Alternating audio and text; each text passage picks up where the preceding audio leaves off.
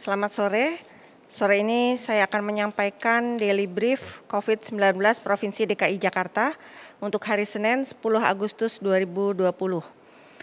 Untuk kapasitas tes PCR di DKI Jakarta, pemerintah Provinsi DKI Jakarta hari ini telah melakukan pemeriksaan pada 3.080 spesimen.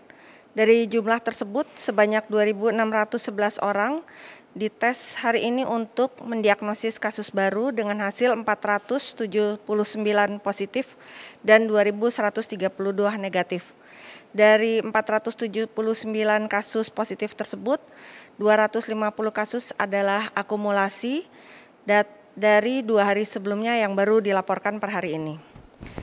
Untuk rate tes PCR total per 1 juta penduduk sebanyak 43.600 dan jumlah orang yang dites PCR sepekan terakhir sebanyak 47.018 orang. WHO menetapkan standar jumlah tes PCR adalah 1.000 orang per 1 juta penduduk per minggu dan berdasarkan WHO Jakarta harus melakukan pemeriksaan PCR minimum pada 10.645 orang per minggu atau 1.521 orang per hari. Saat ini jumlah tes PCR di Jakarta setiap pekan 4 kali lipat dari standar WHO tersebut. Tes PCR di Jakarta dilakukan melalui kolaborasi 54 laboratorium pemerintah, BUMN, dan swasta. Pemerintah Provinsi DKI Jakarta memberikan dukungan biaya tes kepada laboratorium BUMN dan swasta yang ikut berjejaring bersama dalam pemeriksaan sampel program tersebut. Untuk kasus COVID-19 dapat kami sampaikan penambahan kasus positif pada hari ini sebanyak 479 kasus. Adapun jumlah kasus aktif di Jakarta saat ini 8.807 orang yang masih dirawat atau diisolasi. Sedangkan jumlah kasus konfirmasi secara total di Jakarta sampai dengan hari ini sebanyak 26.193 kasus.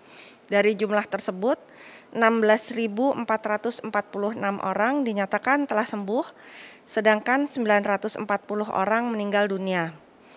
Untuk positivity rate atau persentase kasus positif sepekan terakhir di Jakarta sebesar 7,8%. Sedangkan di Indonesia sebesar 15,5%. Bapak dan Ibu menangani wabah COVID-19, maka selama vaksin belum tersedia, penularan wabah harus kita cegah dengan cara disiplin menegakkan pembatasan sosial dan protokol kesehatan. Perlu diingat selalu untuk memperhatikan dan menjalankan prinsip-prinsip dalam berkegiatan sehari-hari, yaitu tetap tinggal di rumah dan tidak keluar bila tidak ada keperluan mendesak. Selalu jalankan 3M, yaitu memakai masker dengan benar, mencuci tangan dengan sabun dan air mengalir secara rutin, dan menjaga jarak aman 1,5 sampai 2 meter antar orang. Seluruh kegiatan yang diizinkan beroperasi harus dalam kapasitas 50% dan menjalankan protokol kesehatan dengan ketat. Ingatkan sesama untuk selalu menerapkan protokol kesehatan. Bapak dan Ibu, kita juga harus bersama-sama bersatu melawan stigma dan diskriminasi COVID-19. Jadi label stigma dan diskriminasi dapat berdampak negatif untuk kesehatan mental hingga menurunkan imunitas seseorang untuk mampu melawan COVID-19. Mari kita jadi pribadi yang mampu membangun rasa gotong royong, rasa kebersamaan dan empati terhadap sesama yang terdampak COVID-19 dan berupaya membangun hal-hal yang positif untuk mencegah stigma dan diskriminasi. Berikut hal-hal yang dapat dilakukan dan perlu dilakukan. Yang pertama, jangan berbagi ketakutan dan kepanikan, apalagi memojokkan mereka yang telah dites dan memberikan hasil positif, memojokkan tenaga kesehatan atau pihak lain yang bekerja untuk mengatasi wabah. Kemudian tunjukkan kepedulian, kasih sayang, dan empati kepada orang yang diketahui menderita COVID-19. Kita dapat memberikan penguatan, berikan motivasi, pesan, nasihat, atau video call bersama keluarga untuk meningkatkan kebersamaan. Cari tahu lebih banyak tentang COVID-19 dari sumber informasi yang dapat dipercaya. Pelajari apa yang perlu dilakukan untuk melindungi diri, lindungi keluarga, dan masyarakat.